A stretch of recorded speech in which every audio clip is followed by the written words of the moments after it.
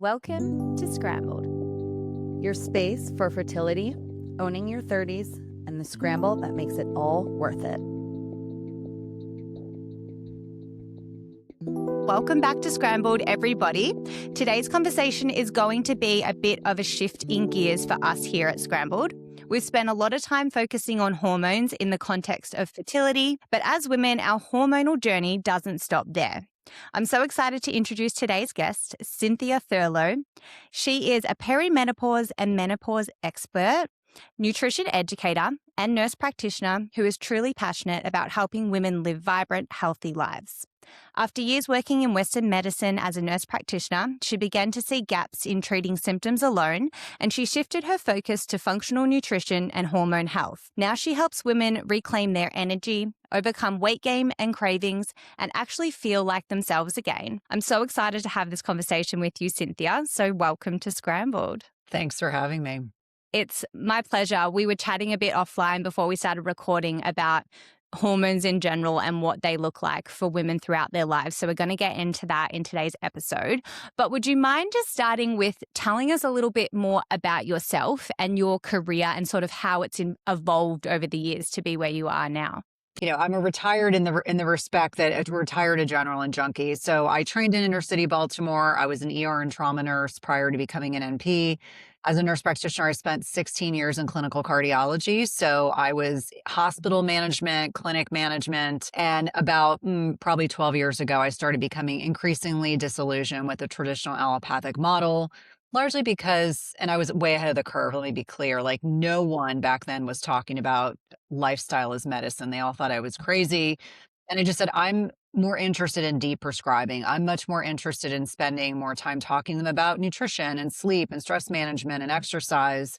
And my colleagues, for the most part, thought I was crazy. And so another 2 years passed by and I woke up one morning, and this is me fully in perimenopause, where like most women have had an episode of crashing and burning, and I was doing everything that was against my physiology. Super stressful job, much younger children, husband who traveled internationally and regularly, not enough sleep, really intense exercise, probably too low carb for myself. And I really hit this wall, and it made me reflect on, was I really benefiting my body being in this time and space? And so when I was in my 20s and 30s, I loved being on the edge and managing very acutely sick patients and calling in helicopters and transporting patients until I didn't. And so I woke up one day in 2016 and told my husband, I can't do this one more day. April 1st, 2016, left that cardiology practice and started my own practice. At the time, NPs were not fully autonomous in my state, but really, played within the rule lines, like lifestyle is medicine, referred out when I needed to. And almost instantly, I became incredibly profitable at a time when no one was talking about perimenopause and menopause, and kind of evolved from that. Group programs, one-on-ones. Decided in 2018 I wanted to do a TED Talk, which involved, I did one in the end of 2018 on perimenopause. Most people only know me for the second TED Talk. Did a second TED Talk in 2019 that went viral. And that changed everything. It was like, finally, my husband was like, okay, this is, you really, you were right when you said you could make a larger impact. And so that then led to, I created a podcast, went on to write now 2 books, do a lot of public speaking. And so I get to make a larger impact, equally as important as what my peers on the ground are doing, but able to kind of make an impact in a different way, and have neatly found myself in this perimenopause and menopause space in a way where I feel like, there's a lot of different voices contributing and helping women understand that you do have options and there's not a one size fits all, because there are many people out there that want to make perimenopause and menopause just about one thing. Like, you just do slap on your estrogen patch and that fixes everything. And I'm the first person to say it's a much more nuanced conversation. And it's really a nuanced conversation for every woman, whether you're in your peak fertile years, you're in the nebulous gray zone of perimenopause, or you're no longer fertile in menopause. I think it's interesting too, because you have come from that background of symptom management, which is the model of Western medicine. But as you evolved, you were able to see this other side of it. And I think it's important to know that you have both sides of that scope of practice to really help people in a very functional manner, which is a really unique and cool thing. Do you mind if we just pause and literally break down perimenopause, menopause? What are they? And when does it happen to us as women? Well, perimenopause is 5 to 10 years preceding menopause. So average age of menopause in the United States is 51. Women can be in perimenopause in their mid to late 30s. So when women say to me at 40, there's no way I'm in perimenopause, I'm like, you probably are. You may not know it. There are many things that influence when women go into perimenopause and menopause, and I'm sure we'll unpack that. But perimenopause is like reverse puberty. So if we think back to when we were 10, 11, 12, 13, 14 years old, some of us had a very rocky puberty experience. Some of us did not. And I would say the same thing applies to perimenopause. There are women that are absolutely going to have a rockier ride, but it can be a constellation of symptoms. In fact, there's over 100 symptoms. So when I tell you it is as individual as you are, it truly is the case. So women that experience bad PMS, PMDD, have PCOS, which is the number one endocrine disorder here in the United States, you are probably going to experience more significant and probably earlier symptoms than someone who does not have PCOS, PMDD, or PMS. I kind of highlight that as I think for so many of us, like for me, I did not know that I had thin phenotype PCOS until I tried to get pregnant. And I interject this as I had a pregnancy at 34, I had a pregnancy at 36. So when I was 36 and, 6 months postpartum and sitting in my closet and, completely like sad and crying and didn't understand what was going on, I'm sure my progesterone levels were already low and it just magnified them because I had PCOS. So I think I interject that to say that for me personally, that was my experience. And I chalked up all the fatigue and not sleeping well and just not feeling like myself to, oh, I've got 2 kids under the age of 2. Of course, I'm going to be tired. Of course, I'm going to be grumpy. Of course, my clothes aren't going to fit because I had 2 pregnancies that were fairly close together. And so I think for a lot of women, it's both validating and also frustrating. Like, how is it possible I could be someone who just gave birth and now I find out I'm in perimenopause? Yeah, like the thing you were just saying about how, and I think women do this, we talk about this a lot in this context, is that we put our symptoms down to everything else because we're so used to dismissing what our bodies are telling us. And I think that that plays a role in it too. I'm sure for a long time, people are in this perimenopausal phase without recognizing what that actually is. Well, there's an element of denial. I mean, I know when I trained as a nurse and a nurse practitioner, there was little to no information about menopause other than essentially, and I'm gonna exaggerate, but you go into menopause and you fall off a cliff. Like there's no information about what's changing physiologically other than you don't have a menstrual cycle anymore. You don't have a menstrual cycle for 12 months. But there's so much more to that subtlety. And so I think my generation, and I grew up in the 70s and 80s, our mothers didn't talk about it. My mother told me she was 30 years old until I was 30 years old. Like there was so much shame and secrecy around fertility, aging in the boomer generation that I never had a conversation with my mother. Never, not one conversation about menopause. And I'm I'm a healthcare provider, so I always think about it from that context. In fact, my cousin is an OBGYN and she's the one that I talked to about it. Like I was like, "What was your experience like? What did you experience?" She's like, "Isn't it strange that our mother's generation just doesn't talk about it?" So why I think it's so vital that my generation is really amplifying the message around this is so that subsequent generations are more aware. Because the more you understand about your physiology, the more you can look out for it. Like, how much benefit would it have been if I had dialed back on the intensity of exercise sooner? Maybe instead of work, I worked very part time. I was fortunate enough to be able to do that. But the days I did work, I mean, you're working 15, 16-hour days because by the time you get your kids up, get them to school, work all day, get them home, your husband's traveling. You just think about the cumulative net effect of chronic stress over time. And I'm sure we'll talk about the role of stress and ovarian aging is it's pretty linear. So I think a lot of people are not prepared. They don't understand what perimenopause is. No one's really explained it to them. And a lot of the options that are left to women, like I know from my own GYN before I fired her, and this is not to speak disparagingly of anyone. It's just for me that this GYN's philosophy was no longer in alignment with what I wanted. When I told her I had heavy menstrual cycles, I was offered the following: oral contraceptives, an IUD, an ablation, or you're done having kids. Why don't we just take your uterus out? And I was like, no, no, no, and no.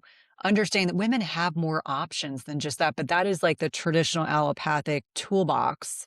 And, I was raised in a time when post WHI, post Women's Health Initiative, we had a whole generation, including my generation, that were told hormones cause cancer, don't prescribe them. And I watched women really suffer. Even in cardiology, I was told to stay in my lane, but women would tell me post WHI, which is a study that came out in 2002, I was taken off all my hormones. Now I have horrible aches in my joints. My feet hurt all the time. I have horrible hot flashes. I can't think straight. And women were effectively told to just suck it up. Like there's this very paternalistic aspect to medicine where, and I've had male physicians say this to me on the podcast, so I feel like I can say this with some confidence.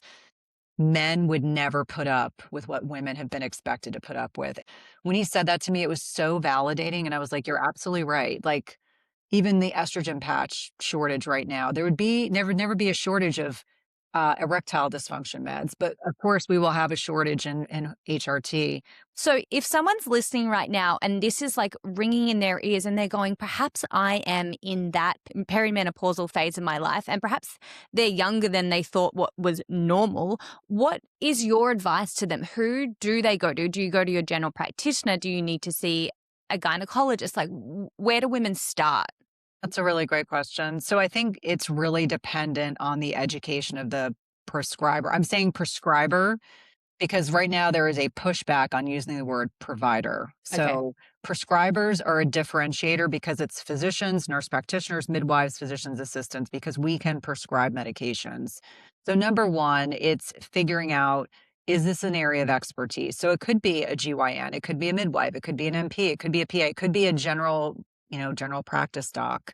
I think it really depends on the individual. And generally they are now marketing themselves as hormone experts, or they prescribe hormone replacement therapy, or they're a lot of times it's longevity experts. It's all buzzwords, right? But ultimately you want someone that's in alignment with what you want. Now it's challenging to test hormones in perimenopause because for obvious reasons, women are generally still cycling.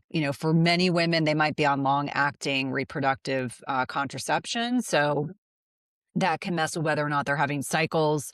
For many of these women, they're starting to have, at least initially, they'll have a drop in progesterone, which may impact the length of their cycles. They may have estradiol levels 20 to 30% higher in some cycles in perimenopause. So the testing of hormones becomes a little gray because you have to test on specific days like estradiol on day 3 and progesterone days 19 through 21. And it just becomes more complicated as opposed to in menopause, like it's much easier to test hormones. So I don't think you necessarily have to test hormones. I think it really comes down to what are your symptoms. I'm not a fan of people just writing blanket prescriptions for testosterone because more often than not, when I see a woman who's younger and her testosterone's low, it's probably chronic stress plus or minus some insulin resistance. So I think it's getting granular about like where you are. Obviously, if you're trying to get pregnant, then that's a Dr. Crawford discussion. And obviously she's the expert in this area.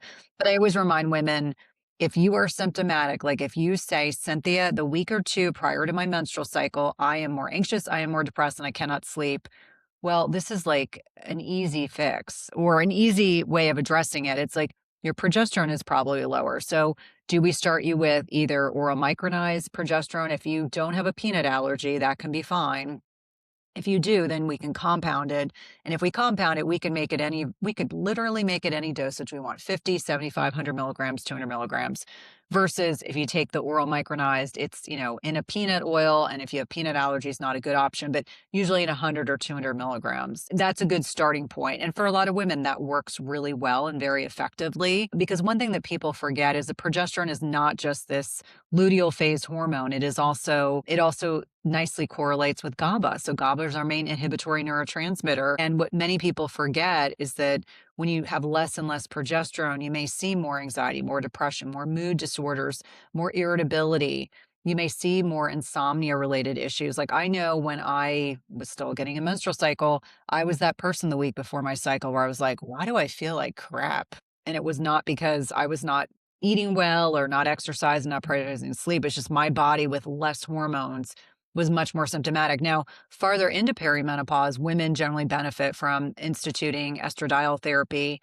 Now, it gets very bio-individual here. Some women declare themselves earlier than later. Patches are generally very affordable. Unfortunately, right now, there's now a patch shortage, which I think is ridiculous.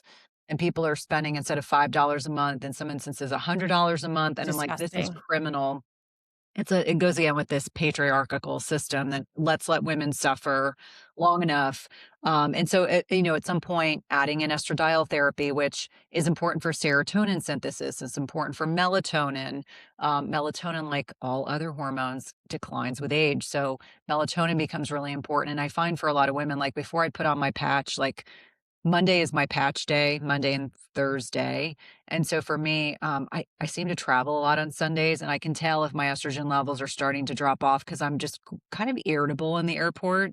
And I just came off a week of travel. So I can tell, like, irritability can be a sign of your estrogen being low. I always think about progesterone in the context that helps you fall asleep, estrogen helps you stay asleep. And then of the women in perimenopause, not everyone needs testosterone replaced. And so testosterone can be kind of like a third option to kind of add in there. So I think from a lot of different levels, that's kind of an oversight of what's happening. So just remember, average age of menopause is 51, premature is before age 40. This is significant. And early menopause is before 45. So anywhere between 45 and 55, that's a 10-year variance.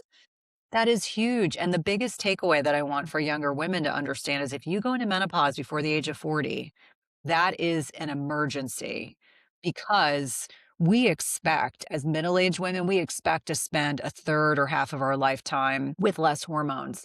If you are 35 and you don't have a reversible reason for why you are in premature ovarian insufficiency, that is like an SOS because your body without hormones for a longer period of time. I think the statistic I read in a JAMA article recently was that if you go into menopause before the age of 40, your risk for heart disease goes up by 40% My because God. of the loss of estrogen and how catastrophic it is. 100%. And when we have the data to show those links between our hormone health and those kinds of outcomes, which are diseases that send us to the grave, like we need to be shouting from the rooftops Yes. how important this stuff is. We've just talked about it. You went into hormone replacement therapies, but you alluded to it before that there was this fear, I guess, around hormone replacement therapy, links to cancers and things like that. Can you just touch on that a little bit more? Who can be on hormone replacement therapy? Is it for everyone? And pros and cons? Yeah. So a lot of the concern over the Women's Health Initiative that came out in 2002 was that there were two arms to a study. They were all using synthetic hormones. These are not body identical, bioidentical. There was one arm that was using conjugated equine estrogen, which is Premarin, pregnant mare's urine. I'm not kidding. And there was another arm that was using progestins, which are not body identical progesterones, and Premarin. And so they extrapolated from these studies. And you have to think about it. The study participants were not healthy. They were more than 10 years into menopause, former smokers, obese, had high blood pressure.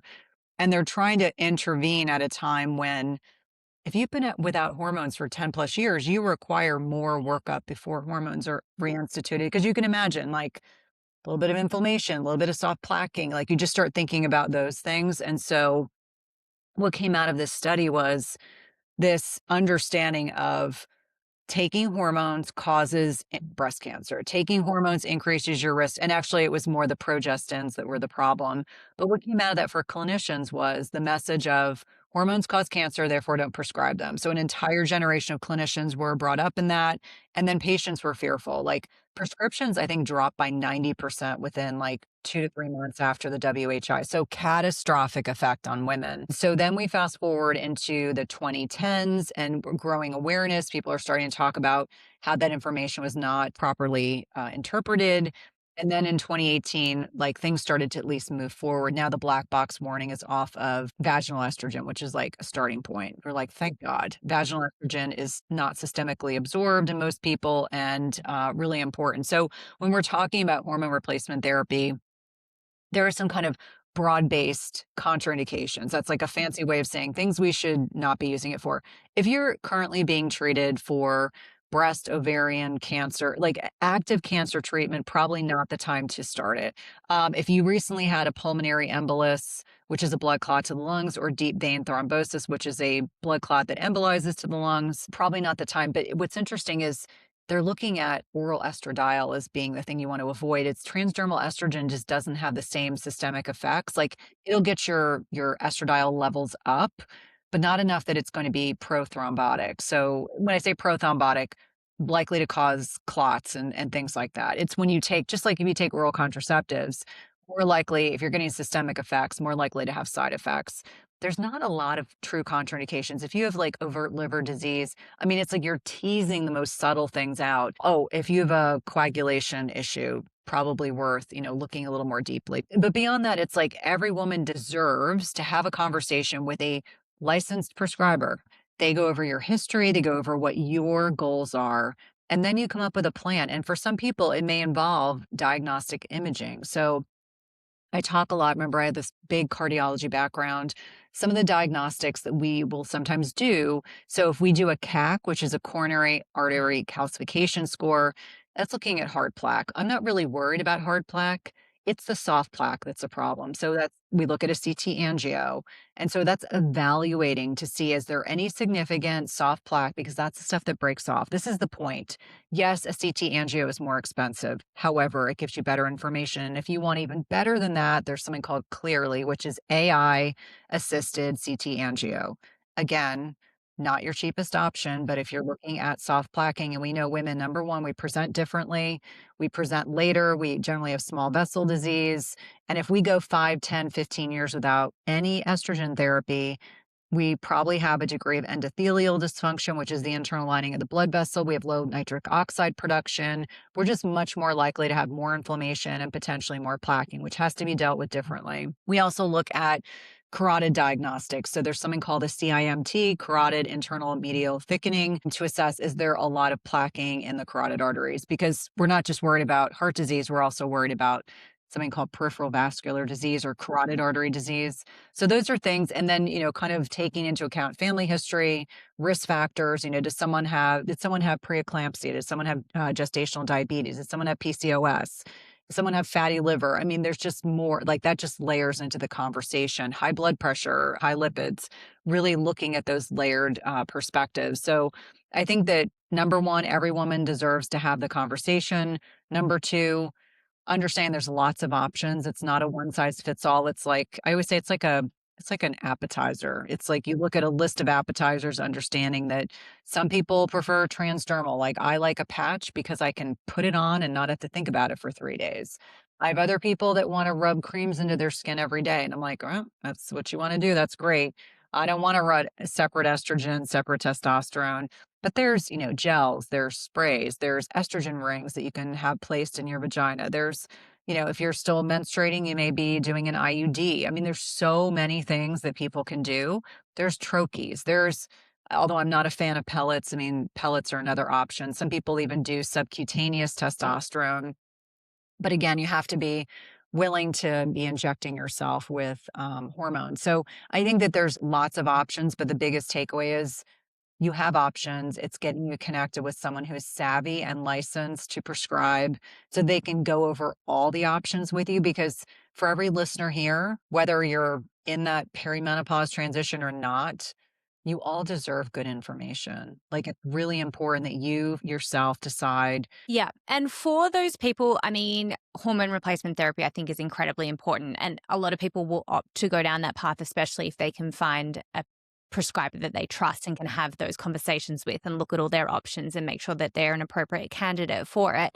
But in addition to that, there are lifestyle things that can deeply impact our hormones as well. So maybe if we can talk a little bit more about those things, like you would probably have many, many things to say about our gut health, our diet. Can we delve a little bit more into those non-pharmacological impacts? Yeah, I would say, major in the majors. I remind people before you buy the gadget, please, please, please dial in on the following. So number one is sleep.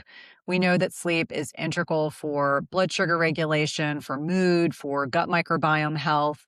So just like when our kids are babies and toddlers, we had a whole process of things we did to tell them that it is time to get, whether it's a bath, whether it's rubbing lavender on your feet. I'm just thinking of things I do with my kids, reading a book, still apply to adults, but get your body into the mindset of it's time to go to sleep. So for me, as a good example, I have very bright lights on my desk right now, and I teach a class on Monday nights. And so I know that on Monday nights, it takes me longer to wear down because my eyes have been absorbing all this light, and I choose not to wear blue blockers because it's still pretty light outside. But the point of why I'm sharing this, sleep has to be number one. That is foundational to our health. If you are not sleeping well, do not even work on the rest. Focus on the sleep piece.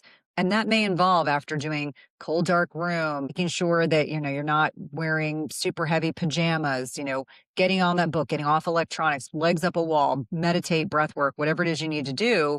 The next layer is managing your stress. Now, easier said than done. And in a body that has declining hormones and changes in neurotransmitters, you become less stress resilient. So whether it's doing something that brings you joy, hugging someone you love, having an orgasm, all these things are going to be beneficial at lowering cortisol via oxytocin. Next is nutrition. And it's no surprise that I'm going to say the two things that I think are big takeaways for all women: protein-centric diets. So eating enough protein. Now, you're at the stage of life where you are still in a more anabolic phase. So more easily, readily building muscle, easier for you to maintain muscle. You get middle-aged and suddenly you become more catabolic. As those hormones are declining, you become more likely to be sarcopenic, which is this muscle loss with aging, 3 to 8% per decade. So you can imagine if it starts at 40, really unwinds by the time you're 50. So 30 to 50 grams of protein with each meal, no less than 100 grams per day. Then I think a lot about fiber. And I know fiber is the new F word. A lot of people don't like fiber. They don't like to hear the word. They don't want to think about it. They don't think it's necessary. But if you're understanding physiologically what's changing in our bodies with this decline of hormones, we get a reduction in an important molecule called short chain fatty acids. And so as our hormones are declining, as short chain fatty acid production declines, it becomes even more important to eat fiber, because from fiber, so you eat the beans, the legumes, the vegetables, it goes through your digestive system, goes to the large intestine or colon. There it is fermented. And when it is fermented, what is produced out of that are short chain fatty acids. And so these are important for reducing inflammation. They're important for the mucus lining in the digestive system. They're important for endogenous GLP-1 regulation. So they help you maintain healthy blood sugar. And so I remind people all the time that fiber becomes more important. Now, just like I would say with the woman who's under eating protein, let's track so we know where we are. Same thing with fiber. If you're eating a standard American diet, you're probably eating 5 to 10 grams a day. The goals are typically 25 to 30, but vary by individual. It takes time for those microbes in the gut microbiome to acclimate to more fiber. So don't go from 5 to 20. You'll be very unhappy with my advice. Do it slowly and just kind of add things in. I'm not saying eat 5 cups of beans. I'm saying add 2 tablespoons to your salad. Like, make it easy. Don't overcomplicate it. So I typically will say break your fiber intake over a couple meals, as well as fermented foods. I've had a lot of podcast hosts asking me about prebiotics, postbiotics, probiotics. And I'm like, listen, get it from your food first, because there's a lot of overlap, like prebiotic fibers from like asparagus and onions. Like, you don't have to overthink it, but get it from food-based sources first. And if you're struggling, then add in supplementation. Come back next week to join us for part 2 of our conversation with Cynthia.